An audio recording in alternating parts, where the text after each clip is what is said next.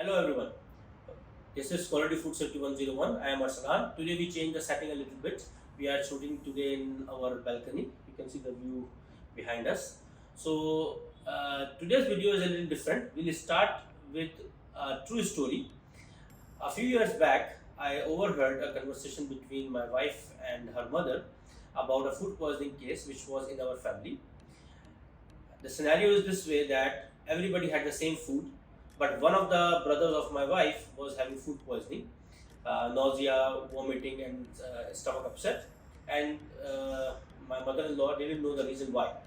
So I asked some questions with her because naturally this is a topic which is close to my heart and it is spiked my interest. So the questions which I asked her, her reply was like this: that she took the food around 1 p.m. in the afternoon, and everybody had the food fresh around 1:30. Everybody had the food, everybody had the lunch. But that particular brother who is having food poisoning or was having food poisoning was not at home at that time, and he came back around 5 p.m. and had the food. During this time, and this is the most critical information or the most critical element of the puzzle, is that during this time from 1 p.m. till 5 p.m., the food was left on room temperature in the kitchen tabletop. So this was all the information. Now let's discuss that why this food poisoning happened.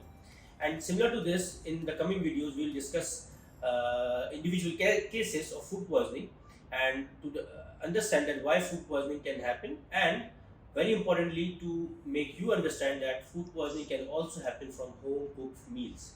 So let's start.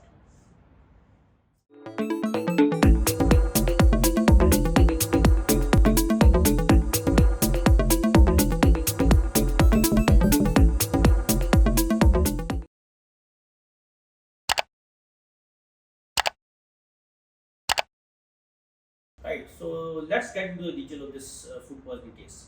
Why does one person of the family have food poisoning and nobody else has this? This is the topic for today. So let us start with food poisoning. Food poisoning is a illness which happens from eating contaminated or poisonous food.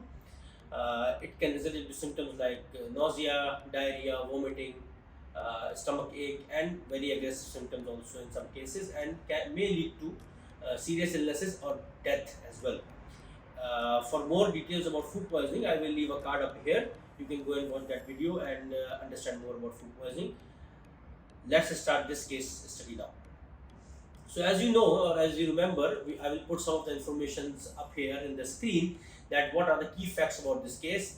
The food was cooked around 1 p.m. Everybody eat the food fresh except one person who eat the food at around 5 p.m. And during this time between 1 to 5 p.m. for 4 hours approximately, the food was left on the kitchen top without proper storage. Why did this one person have food poisoning? When we cook the food at a certain temperature, at a high temperature around 75 or above degrees Celsius temperature, we kill most of the microorganisms within the food. But all bacteria or all microorganisms do not die. Some of the microorganisms can survive, and they can survive in the cooked food also, but they survive in the form of spores.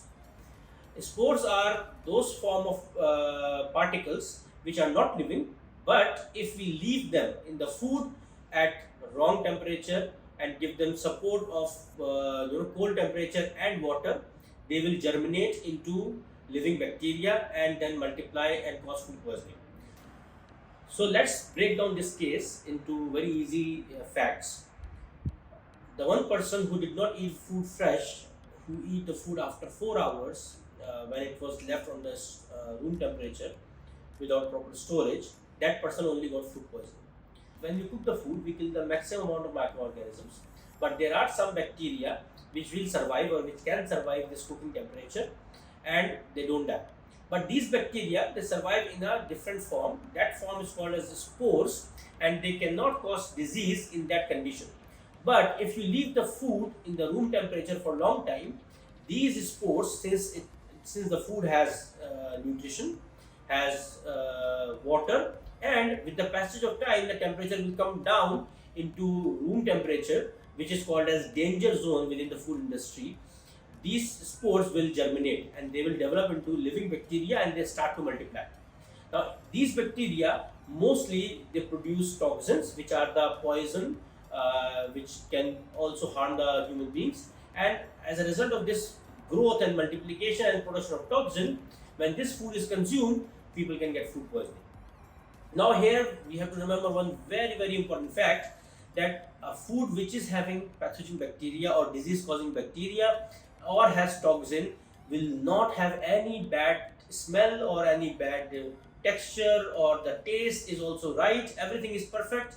That's why we consume it. If otherwise, if the food is having any sign of a spoilage, we will not consume it, and we consume this food which looks okay, tastes okay, smells okay, and then people get food poisoning. So the number one reason of food poisoning is that after cooking the food, leaving it at room temperature for extended number of hours, and that causes a lot of cases of food poisoning. There have been multiple cases of food poisoning in the history, where big gatherings of people are there. People host banquets or dinners in their home, 20-30 people, they cook bulk amount of food, and a lot of time people are late and the food is left on the table, and after that multiple people have food poisoning from these kind of events as well. So please be careful. If you are consuming food, consume as fresh as possible. If you do not intend to consume it fresh, please cool it down and put it in the refrigerator so that it does not allow the growth of microorganisms. Otherwise, as I said before also, the number one reason of food poisoning in the whole world is cooking the food properly, after that leaving it at room temperature and allowing the microorganisms to multiply again and cause food poisoning. Hope this helps. As I said before, we will continue these kind of videos which are based on food safety at home.